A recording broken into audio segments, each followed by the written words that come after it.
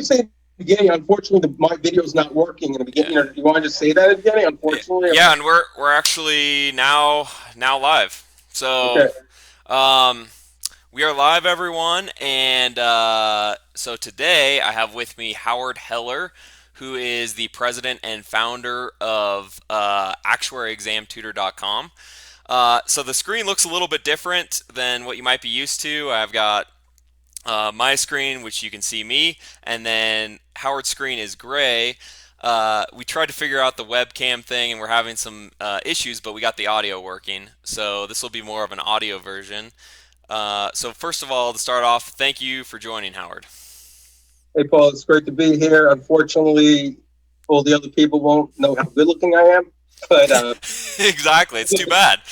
what much can you do? much better looking than me. So, um, anyway, well, let's just start off with like a couple sentence background about yourself, and then we'll dive on in. Okay, so I started learning about the actual field back. Really, the way I started was that my sister started taking exams, and that's how I knew about it. And she went to the same university I went to at NYU. So I guess in a way I followed in her path because I mean, 18 years old. I mean, who really knows exactly what they want to do? I mean, Exactly. I know I was good in math, and I figured, like everybody else, you figured, let me try to find something I could do that I'll have a job when I graduate from school. And it's funny actually when I look back, and I remember this. One thing I liked about the actuarial profession was like I like the challenges of taking exams. I mean, I like the idea that I'd be challenged, Yep. So it's probably whether it's exams or anything else. I like having a challenge that, kind of like a goal to go for. And I think, like, to a certain extent, I actually enjoyed that aspect of it. And, Definitely. again, I knew I was good in math. I knew there were jobs, opportunities once you graduated. And, I figured it could be a good path for me at the time. So that's why I actually started learning about the whole profession. And it just kind of led to taking exams, graduating, having 2 positions in the actuarial field. And then I actually started the overall company as an entrepreneur back in '99. And I realized that what we were doing at that time, we were just helping people with math. Yeah. And I realized, hey, you know what? We can use this platform of actuarial science in helping people prepare for exams. And really, that's where it really all started with actuarialexamtutor.com. Back in 2003, we started offering services to help people prepare for exams. And that's really where this whole thing started for me. Wow, that's awesome. So you went to NYU, and did you actually end up studying math, or did you study actuarial science there and then kind of get into like, did you start with math and then get into actuarial science, or you kind of knew about that while you were in school? Well, my sister was 3 years ahead of me in school. So when I was a freshman, she was a senior in college at Oh, okay. NYU. So I actually, well, I mean, you don't pick your major immediately, but I was in the business school at NYU, and part of the business school is you could have a major in actuarial science. So I actually majored in actuarial science while being in business school. Oh, But, wow. it's funny. Like, one thing that definitely relates to what I do now is that I was in a special program at NYU called the University Scholars Program, and a big part of that program was for people who had entrepreneurial spirit. They would have a lot of people come visit us at meetings on Thursdays who had graduated from NYU, who had made big in the business world. Yeah. So we got to meet alumni, and I always found that fascinating.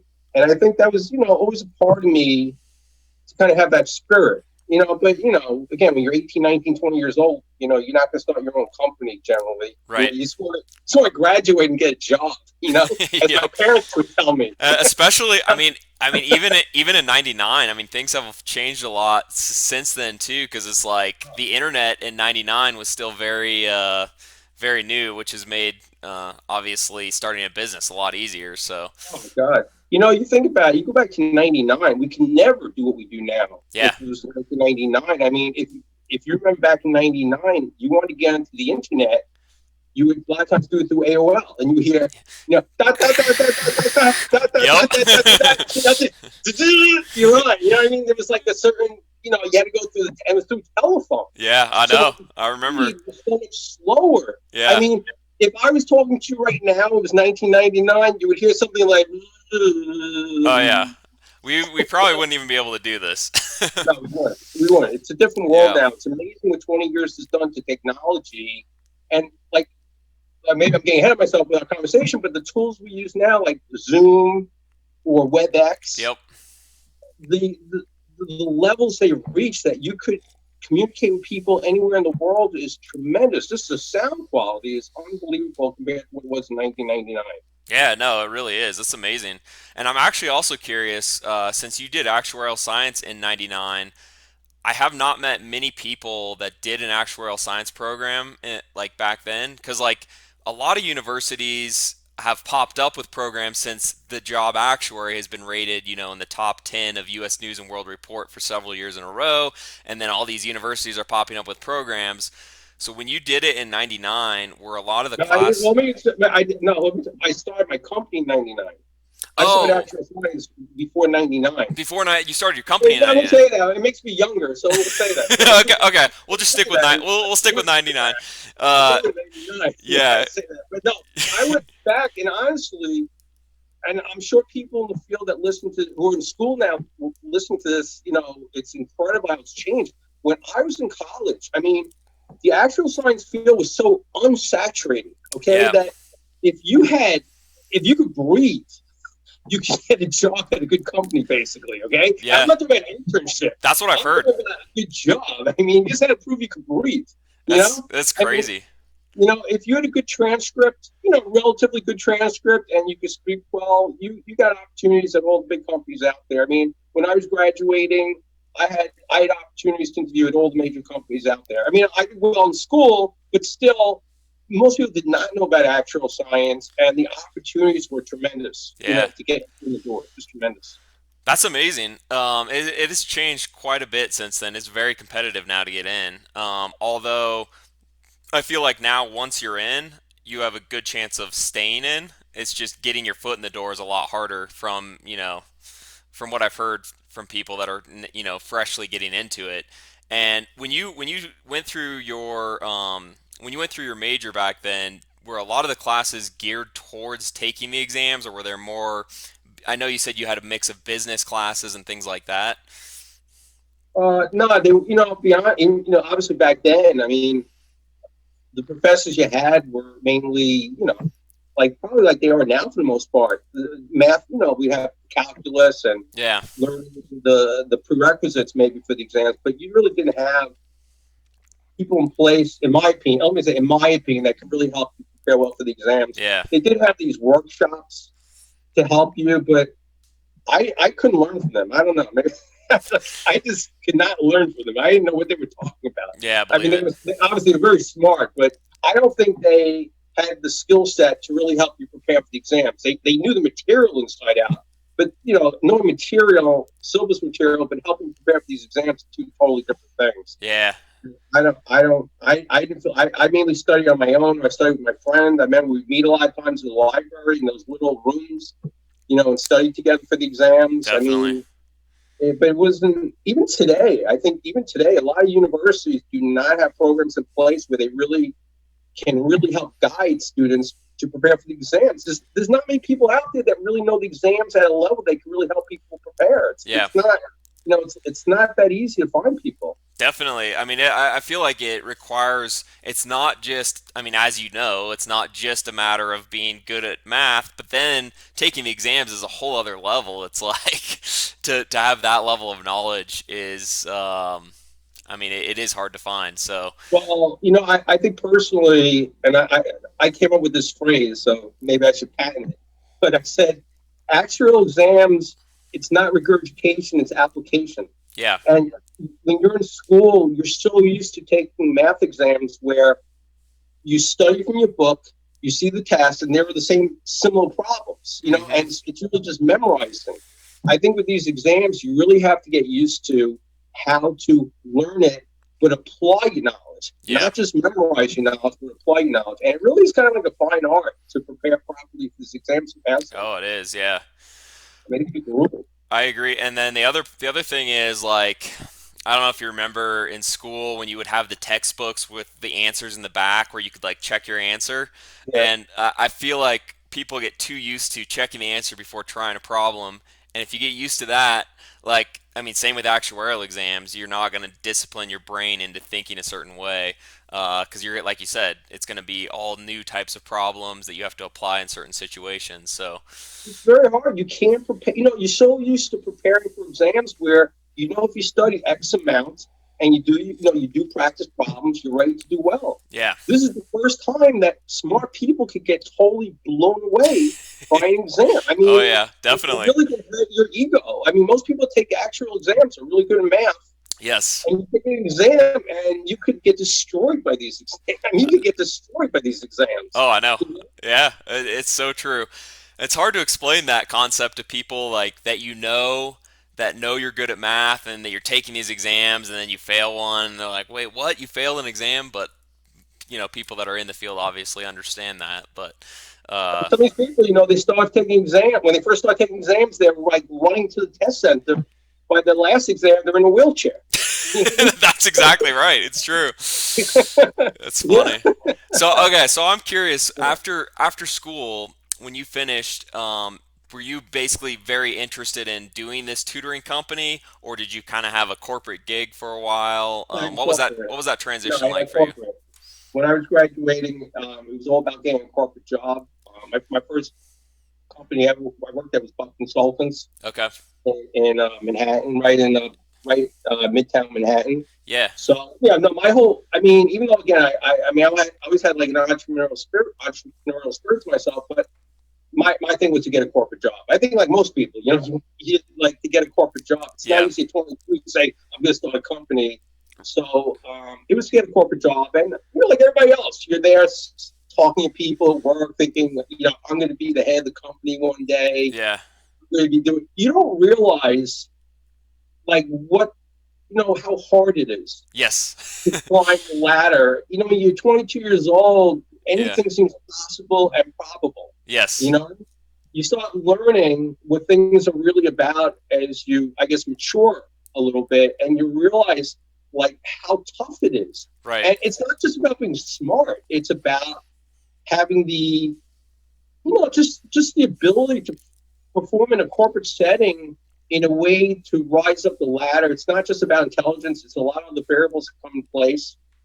And certain people are able to do that. Certain people aren't. Obviously, you have to be able to handle a lot of pressure.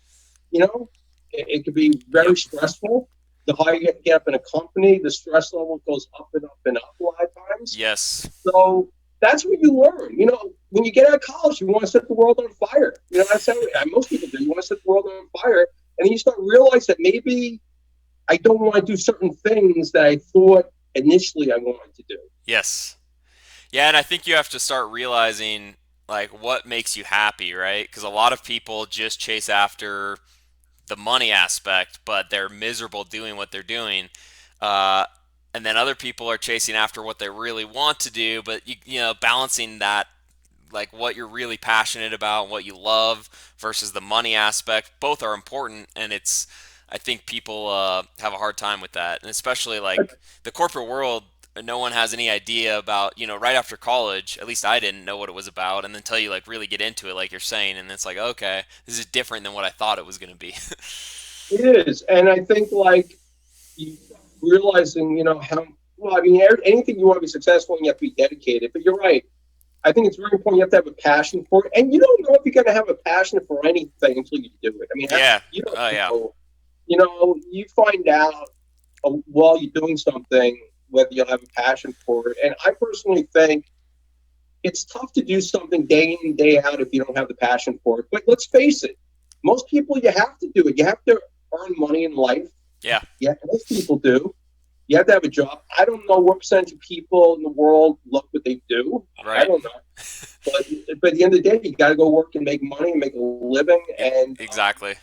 it's not easy. It's not easy. Yeah. So for you, what was kind of the spark that when you were in the corporate world and then you left and started this company? Tell us about that process and how that I started. think I think the sport. I mean, just to be totally honest, I just realized I was never going to reach the level of success I wanted to incorporate. Yes. I mean, I could tell. You got to be honest with yourself.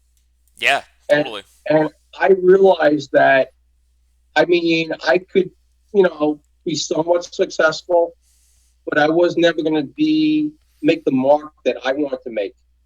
And, as you start, not that you're old, but as you start getting older, maturing, you say, you know what, I'm really going to go for something. I got to go for it. I Yep. mean, and I'm the type of person, I need to be motivated. Like, I have to be motivated. I can't just get up every day and do the same redundant thing over and over again Yep. and just say, like, it's a job. Yeah. It's a job. For me, it's not that way. It's just the way I'm built. Everybody's built differently. And I started realizing that the corporate world for me is tough. It's just, Yep. whatever reason, it's just my personality. I don't know. It's just tough for me. And I knew that I have a lot of passion for being the main cog in what I'm doing. You know what I mean? Like, having total control over what I'm doing. And I want to see, what am I really capable of doing? Yes. I want to challenge myself and see, what am I really capable of doing when I control everything. Now, I might be a total failure, but let it be on you. Let it be on me. Let me be Yeah. up at bat with the bases loaded, 2 outs. I want to see what I'm capable of Yeah. doing. And again, I always was interested in developing a business. And that's really what I said, let me take something I'm good in, which was math, and let me see if I can start building a company around it. And really, I didn't even know if the technology was out there to do what I wanted to do, because my whole idea was to develop an e-learning company, a tutoring company, where we could reach anybody, anywhere. That was really my whole idea. Even before I started building it, that was the idea. And I still remember very specifically going to one of these, like, computer expos in the Jacob Javits Center in Manhattan, and I realized there was a tool called NetMeeting. Yeah. Okay, I don't know if you ever heard NetMeeting before. NetMeeting was a tool in those days that allowed you to connect online the way you can connect now with WebEx. Okay. Or that was at least the first tool I knew about. Once I knew the tool was available, I said, now I actually have what I need to be able to build this thing. Yeah. And that's when I started building it. That's amazing. So how long, from the time you left to the time you started building, how long did it take you to start getting a little traction? Was it kind of when that came out, or what was that process like for you? Personally, I mean, the original company, which actually Actuarial.com comes from, is interactivemathtutor.com. And that's really what was built in '99. And to be totally honest with you, we started getting traction immediately. Maybe because there really wasn't much out there like that. Yeah. There was, like, '99 was the big growth era of internet, and internet companies and everything. And I think that maybe because there wasn't a lot of competition, there was an opportunity to start getting traction immediately. It was a very unsaturated area of learning to teach people online. In fact, a lot of times you had to actually explain to people what you did. Like, people say, like, can you explain to me what you do? Like they really didn't understand the whole concept of online learning. You actually had to go through the whole process of how it works and everything. Oh, I believe it. Yeah. So it was really, I guess I was at the initial state of e-learning, and it was my idea, and I just went with it. I mean, I didn't hear the idea was out there and say, let me copy it. It was just an idea I had. And once I realized that technology made it possible to do it, and we started getting traction, probably because there weren't a lot of other companies out there, and people did have an interest in getting learning online. That's awesome. So where do you believe your skills came from to be successful in developing a company? Well, I would say, first of all, and I wanted to mention this during our talk, is that it comes from my parents. Unfortunately, my father passed away a few months ago, and my mom is not doing well health-wise. But, to me, a lot of it comes from my parents. My father is very good at math. My father majored in engineering. And maybe more importantly, through our, we'll call it our problems we had amongst each other, he made me very tough. Made me very, very tough. when you have a company, you got to be tough. You got to be able to handle the roller coaster ride because there's some days it's great, and there's some days where you're wondering why am I doing this? Yeah. And you don't work in a company of, unless maybe you Jeff Bezos and you're on Amazon. You don't work in a company of 10,000 people where you have a lot of support. You Yep. have to keep on going even when things aren't going well. Yeah. And I think my father, besides I get the math side of my, of being good at math. My father, I think maybe very, very tough to be able to handle situations. And as he would say, you have to be a survivor. That's what my father. You have to be a survivor. And my And mom, was he a New Yorker? Like, did your parents grow yeah, up in New York? yeah, my father grew up in Manhattan, Okay. and he had some tough situations too. He had to deal with growing up. But I think just our interaction may be tough in a lot of ways. I'm sure it helped contribute to the personality I have. My mom has always been very creative. My mom she would paint, write, very much into anything creative. She Yeah. loved anything creative, and I think I got part of that from my mom. And I think The entrepreneur also side came from your mom. that's what you need. I think you need both things. Yeah. Obviously you have to have intelligence to be able to think through certain things, but you also need that creative side. Like, how do I go about building something? Because there is no roadmap. Yeah. You create your roadmap. You know what I mean? You create it, and you have to have certain ideas what you think can work and not work. And I think the combination of them. Also, I think very importantly is that, which is anything you do in life to be successful, you have to have a good work ethic. You have Yes. to be dedicated to want to be successful, and knowing that you're going to have to work hard. Yes. Nothing comes easy. I don't know. Maybe to you something does, but No. for me, if anything you really want to accomplish is tough Yeah. to accomplish, and you're competing against a lot of people, and you have to be willing to work your butt off. I mean, that's just how it is. Uh, Success is very related to how much effort you're willing to put in. And I mean, I completely agree with that. That's been my experience, and obviously it's been yours, and a lot of people that I've talked to. In fact, my older brother built a business, and he, like, just to give you an example of the hard work, he would wake up at 4. He started this probably 8 or 9 years ago. He'd wake up at 4 every morning. He'd work on it. Then he'd go to work. Then he'd come back home and be with his family. And he did that every day for years. And he didn't even know if it was going to take off, and it finally did. It's doing pretty well now. But he put in, the amount of effort and work that goes into it is, it's like people don't always think about that. I would say, like, whether you're watching an athlete or like, because people see athletes a lot, you don't see the end product. Yeah. You don't see what goes into it. Yeah. You don't realize what the road. And even, like, obviously we're talking about actual science. I mean, I myself, who've taken exams, have the ultimate respect for people who get an ASA or an FSA, because unless you're in it, you have absolutely no idea what you have to go through to pass those exams and Yes. climb that mountain. It is about total dedication, and you have to, the amount of effort you have to put in is incredible, just incredible. That totally, I agree. I agree with you. After having gotten my ASA, I'm like, my respect level for people that are ASAs and FSAs has gone way up, because it takes a ton of effort, whether you're smart or not smart.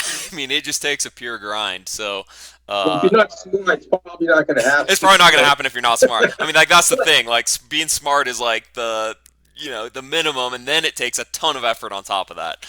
But think about it, when you're getting your AS or ASA, FSA. You're having to balance work with studying for exams. Yeah. When you're in college, you're first taking some exams. Not that it's easy, but at least it's school and just studying for exams. And studying is kind of part of school. Once you have to have a full-time position where there's a lot of responsibility involved, and you have to prepare for exams, that is very, very tough. People don't realize what you go through to get through these exams. It is so tough. It is. I can't emphasize that enough. I completely agree with you. So I wanted to ask you, first of all, thanks for sharing about your parents. I'm sorry to hear. It sounds Yeah, like it's been a tough couple years, but they imparted a lot into you, which is awesome. And you've built this company to the point where it's at. And I feel like there's not really, at least from what I've seen, and I'm sure you know a lot more of this than I do, actually having the company, but I haven't seen much actuarial tutoring out there. I mean, I've seen actuarial prep companies, but not a lot right, of the tutoring. So right. it feels like a little bit of a unique space, which is pretty cool. And I'm curious, how does your company work? I know you said that you try to hit a lot of places, so like anywhere in the world, someone could contact you. Right. How does that process work for Well, I mean, people that are curious? first of all, I think the way our platform is different than most others. I mean, I don't know every other platform that might be out there, but the major ones is that our main platform is live instruction. So when Mm-hmm. we work with students, we're working with students head on. We're meeting together in live online classrooms, whether it's one-on-one instruction, whether it's semi-private instruction, whether it's the group programs that we have. So it's an instructor working hands-on with the student. Yeah. So it's almost like, to me, it's like a hybrid traditional instruction, because we're using the technology of the internet, which allows us to connect, but it still goes back to traditional ways of having the instructor work Yes. with the student. And in my opinion, I don't know, maybe I'm old school, but I still believe that you cannot replace an expert when you have experts. And, Yeah. and one thing I do within Actuarial Exam Tutor is recruit people that are true experts that can work with students. Yeah. And I just don't think you can replace somebody to work with a student who really knows the stuff inside out, that can really understand why they're struggling, their personality, what's going to make them learn the best, what gets them from point A to point Z, such that when they do sit for the exam that day, they're in position to pass. And it's not just learning; it's Right. gaining confidence. It's a lot of things that go into going to exam that day and passing that exam. You have to have, I think, an inner self of confidence, because again, you can't just memorize the problems. You have to go in there trusting yourself. How you're going to Yes. approach problems. And I think, at least I think with our instructors, they don't just help you learn the material. They help you in a lot of other ways to prepare to pass. And Right. and with the technology out there, we could work with somebody as easily in New York as we could work with somebody in California, or somebody in Illinois, or somebody even outside the United States. And we work with a lot of people outside the United States and the United States Yeah. because the technology allows for it. And I'll tell you another thing: the beauty of it is this: it's not just that our platform allows us to reach students anywhere. It also allows us to get the best instructors anywhere, and that's very important. Like if we can only get instructors in New York, well, we couldn't get some of these instructors that we have that are Yeah. just tremendous. So the technology out there allows us to have a live platform where we could have students working hands-on with instructors. And I mean, look, of course, I want people to use our services. Any company, they generally want people to use their services. But I want people to realize that there really is a big difference, I think, when you work with somebody that can really show you how to think to a different way than just self-study. You know what I mean? Yeah. Self-study is important, but I think what an instructor does too is, and a live platform allows it, they allow you to see beyond the way that you think. Uh, And yeah. very That, important, I think. I mean, I think that's amazing because, like we mentioned earlier, it's really hard to find people that have, especially the actuarial knowledge with these exams. And so your company has access to people all over, and someone can get tutoring from them. Because, like a math tutor is a little different. Pretty much anywhere you live, you could probably find a math tutor Right. that's local. But with the actuarial thing, not so guaranteed. So I do like the idea of having a company like this where you can get that live tutoring and also be able to ask questions to someone that knows and get help answering where you're having trouble. So I think that's a very cool concept.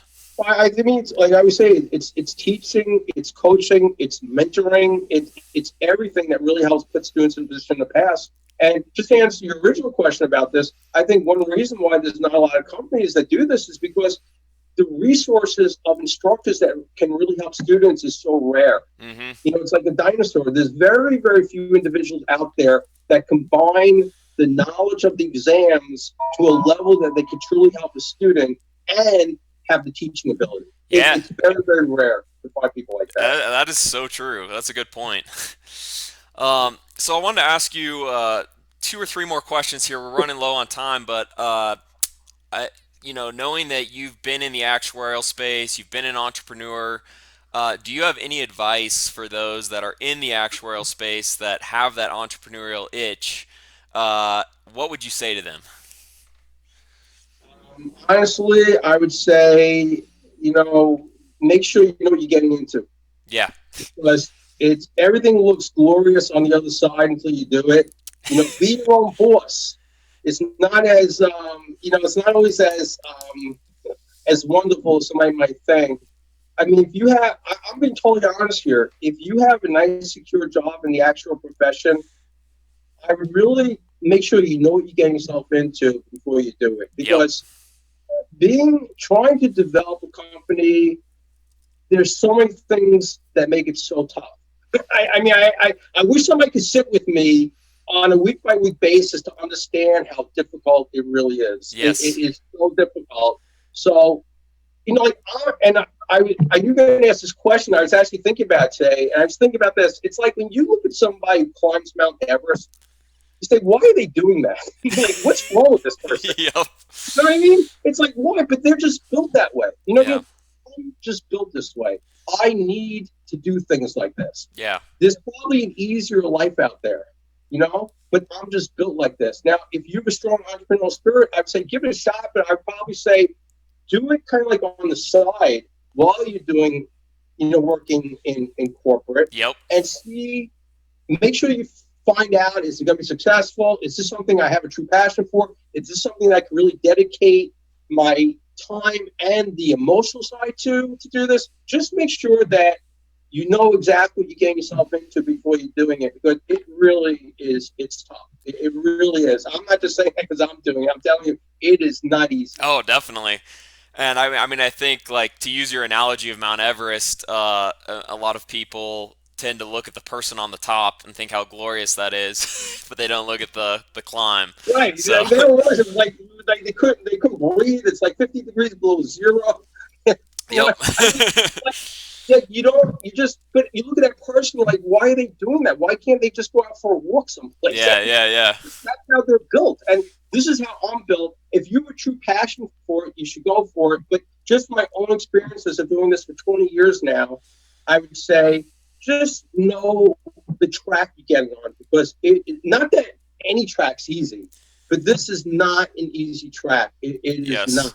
Definitely. That's what I'm saying. So, if looking forward to the next 20 to 40 years, how do you see the actuarial profession changing, and do you see the exam process changing at all?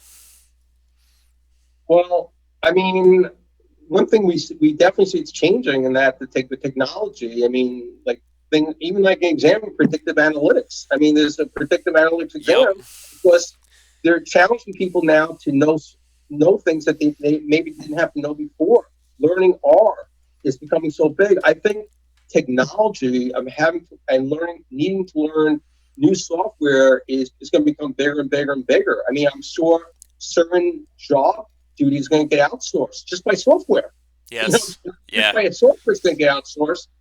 And I think that people, I'm sure actual science and the jobs you do at work are going to get impacted by the changing software. I've actually thought about this. When you think about it, software has to keep on growing because that's how they make money, right? Yep. Companies make money by improving on the software. But if you improve on the software and there's nobody to sell it to, there's no business. So in reality, as the software is getting better and better, and the people in corporate that are using it have to get used to knowing how to use all different types of software that's coming out. And I don't know, to be honest, I don't, with the exams, I'm sure the exams, hopefully the exams will be there. Mean, if any company that offers exam preparation, hopefully there will be exams. Yeah. I think they'll still be there. I mean, I think that's the one thing that's unique about actuarial is like it does require this technical aspect where we use software and all this and we're on that cutting edge, but there's so much of that not well, kind of. There's a subjective input from the actuary, and I feel like that's where the exams come in useful is learning that risk analysis side. And I don't see the exam process necessarily going away. I mean, it could evolve and change, but I think it may evolve. It might evolve over time. yeah, With changes in the profession and just again technology out there. But I do think it serves as a proving ground to see what people's capabilities are, yes, agreed.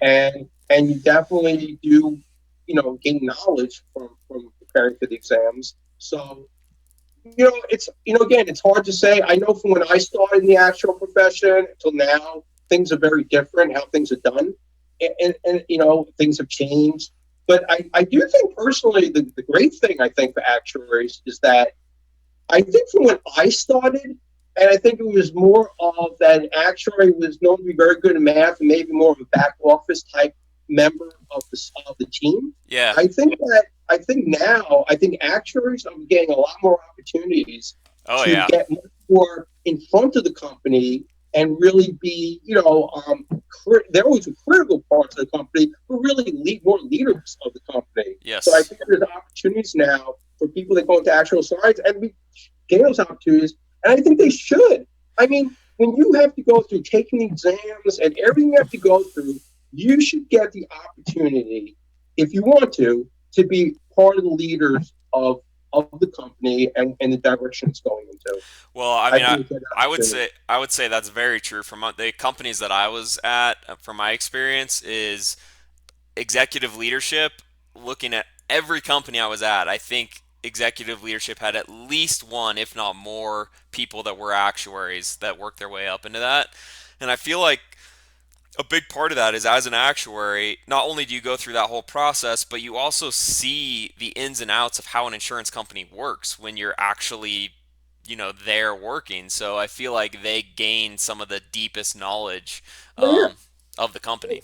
Well, most of these companies have rotating programs, so you get into different departments, Yeah, while you're there, and you learn a lot. And I mean, I think actuaries should be rewarded and have opportunities to be, I say, part of the executive level of companies. And hmm, because these people are so smart, I mean, they're so smart, they should have an opportunity to, be part of directions that companies are going in. And I really think that is important. And I think definitely. it's great for a person that's going to profession to know that, hey, I'm taking these exams, I'm dedicating my time, but I'm going to have tremendous opportunities, like wide opportunities Yes, within companies. I think it's very important for the individual who's going into the profession.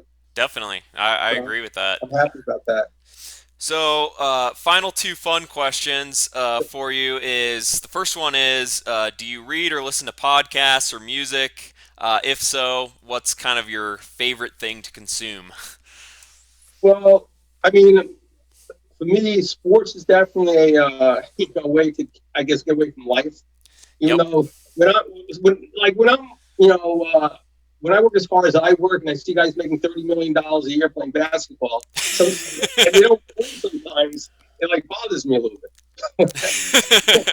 Yeah, like I watch pie. I mean, it's funny. Like I have a lot of different interests. I listen to a lot of different things. I like sports is relaxing, but I like listening to a lot of some political stuff. I like listening to all different types of things that are out there. Yep. So I have a lot of things I'm interested in. Music's a great way. Like sometimes I'm working and I just go to YouTube Yep. and you can listen to anything. Yep. So it's a great way just to relax and listen to some music. I mean, I that's agree. like that a little bit. You know what I mean? Like Yep. I literally work 7 days a week. I So know that's what you told me. So that's why I was yeah, asking. Yeah. So normal. so do It's normal now. do But it's not, you it's not really a job. It's not a job. It's a journey. It's a yeah. journey to see what I can achieve. You know what I mean? That's really what it is. And I like just talking about sports. I look at a guy like Roger Federer in tennis. People know Roger Federer. Yep. The guy's like 38 years old. He must have like how much? $150 million now? I don't So, know how much he has. I don't know. It's a lot. And Yep. the one like, why does he keep on training? With, because it's not just playing the tournaments. You got to train. Why does he do it? He does it because he loves it, right? He Yeah. does it because he's trying to. You have to have an inner passion to see, can I still be competitive, at 38, 39 years old? You know what I mean? Yeah, Yeah. there has to be. And for me, although let's say I work 7 days a week, it's not. It's keep on trying to get to where I want to go. You know what I mean? And I don't know exactly where it is. There's no like final destination, but it's a journey to see. As I said in the beginning when we spoke, what can I achieve? What can I achieve in this world? You know what I mean? And that's what I'm challenging myself to see. What can I achieve? How successful can I be for what I consider success? You know what I mean? Success is very different. Like we were saying, is it money? Is it this? Is that? For me, it's not money. It's success to see, like, how much of an impact can I make with my own ideas? Mm-hmm. And that's what drives me. But when I'm not working, I try to take advantage of doing stuff that's fun because, life goes. You know Yeah. what I mean? Life goes. Time goes. Totally. One day, you just graduated college. The next day you look and you can't believe these. You realize like you're so far away from college. Yeah. You know what I mean?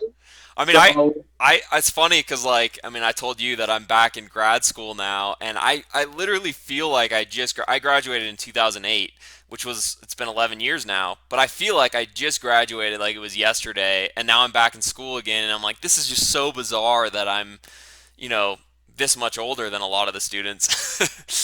It's funny. Like you're the remember, like I remember NYU, like my senior year, there were a couple people in my class. You could tell were like adults that were older. Yeah. You look at him like, what are they doing here? Yeah, I was thinking about that too. I'm like, are these other students judging me right now? What's this guy doing here? What's this guy with this weird beard? Like, what's he doing here? It is so true that time. Like you really talking about 1999 when I started, and it doesn't seem like that long ago in a way, but you realize it's like 20 years ago. Yeah, it's crazy. I was just like listening, like the show Seinfeld, like that show started, I think, like 1989 or something like that. Wow, yeah. 20 years ago. That's so crazy. You know what I mean? It's like unbelievable, and that's what I'm just saying. Like you realize, I think as you get older, you realize that time is going. And that you really got to take advantage of things. Definitely. So I got to listen to myself because I'm great saying these things. You know what I mean? Yeah. It's a good thing to listen to myself, but you really got to take advantage of trying to have fun.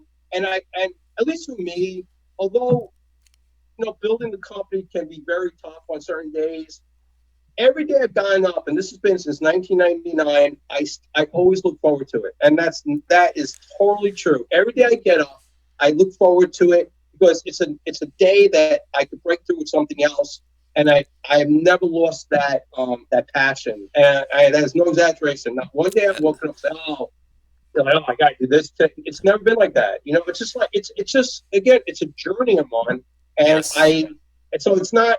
I'm working. It's a work within myself, and I enjoy what I do. And I would say everybody else out there, if you can find something that you can enjoy and make money at, it's a great combination. It really is a great combination. I think you found a key right there, because by the time you add up, like if you're working a job that you don't really like, by the time you add up all the time, you don't really have that much time outside of work. So finding something that you love, even though you're working on it 7 days a week, I feel like that is what most people would love to have. So obviously you have to work very hard to get there, but remember you're in Arizona right now. You're in Arizona, right? I am. Yeah.